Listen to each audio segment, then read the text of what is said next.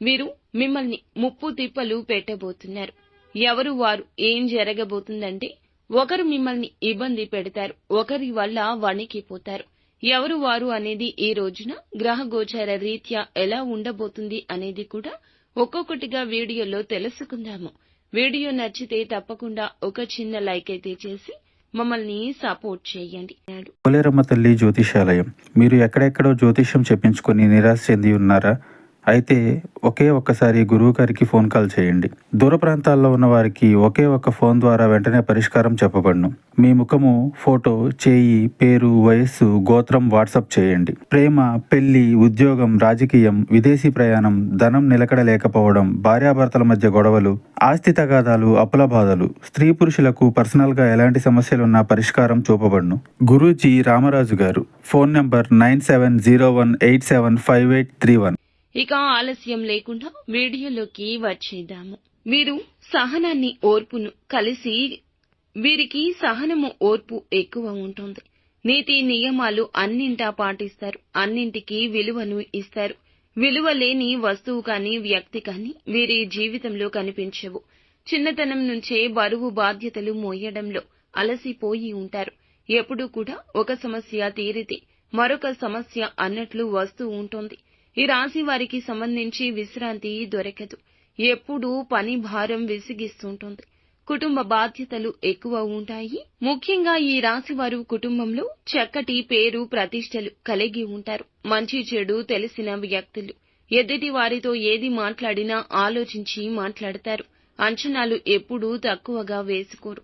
ఉన్నత స్థానాలకు వెళ్లాలి అనే ఆశ 10 మందిలో కలిసి తిరుగుతూ కొత్త విషయాలు తెలుసుకుంటూ వాటిని మంచి చెడులు ఆలోచించి జీవితంలో ఉన్నతికి ఉపయోగపడేలాగా ఉపయోగిస్తారు.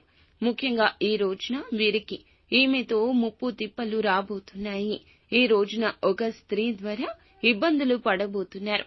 వారు అందించిన ఆర్థిక సహాయాన్ని ఎప్పుడు ఇబ్బంది పాలు చేస్తూ ఉంటుంది. వీరు అవసరం ఉందని, ఎంతో ఆపదలో ఉన్నామని వీరి దగ్గర మాట్లాడి ఎంతో కొంత డబ్బును తీసుకున్నారు. ఇప్పుడు తిరిగి చెల్లించడానికి ఆ స్త్రీ మిమ్మల్ని ఇబ్బందులు పెడుతుంది. ఎందుకంటే ఆవిడ చేసిన మేలుని మర్చిపోయింది. ఆపదలో ఉన్నారని సాయం కోరి వచ్చినప్పుడు ఎంతటి వినయంతో ఉందో ఇప్పుడు ఆ వినయం కనుమరుగవుతుంది. అవసరానికి ఒకలాగా, అవసరం లేకపోతే ఇంకొకలాగా నటించే వ్యక్తులు ఈ లోకంలో ఎప్పుడూ ఉంటారు. ఈ రోజున మీరు మేల్కొంటారు. ఈ విషయంలో ఈ యొక్క స్త్రీలాగానే వీరు ఉంటారు. కావున ఎందుకంటే చేసిన మేలుని విడిచిపెట్టి ఎంతగానో శ్రమపడి ఇచ్చిన ధనాన్ని తిరిగి చెల్లించకుండా మిమ్మల్ని ముప్పు తిప్పలు పెడతారు. ఈ రోజు మీ అవసరాన్ని వారు చాలా వరకు గేలి చేస్తారు. అవస్థల పాలు చేస్తున్న ఈ యొక్క స్త్రీతో ఇక జాగ్రత్త. ఈ యొక్క స్త్రీతో మీకు గుణపాఠం రావాలి. ఇలా అతి వినయం చూపించిన ఎవ్వరికి ఇక ధనాన్ని అరువుగా ఇవ్వొద్దు. ఈ రోజు సమస్య ఏదైనా మీ యొక్క ఇష్ట దైవంతో చెప్పుకోండి. ఇష్టదైవ నామస్మరణ చేయండి. మనుషుల ముందు బాధపడితే మనకి ఏమీ ఒరగదు. దేవుని ముందు బాధపడండి. దేవుడే మీకు ప్రత్యామ్నాయ మార్గాన్ని చూపిస్తాడు. ఇకనైనా ఈ అంశం పట్ల పూర్తిగా మీరు ఒక ఐడియాకి వచ్చేయండి. ఒత్తిడికి గురి అవుతారు. లేకపోతే ధనం చాలా ఎక్కువగా అవసరం ఉంది. ఇటువంటి పరిస్థితుల్లో ధనాన్ని ఉపయోగించుకోవాలంటూ ఆశపడుతున్నారు.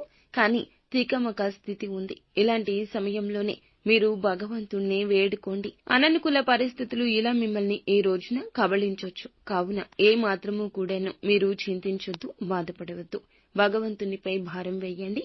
ఇష్టదైవ నామస్మరణ, నిత్యము శివారాధన మీకు ఎంతో మేలు చేస్తుంది. అంతా మంచి జరుగుతుంది. శుభం భూయః.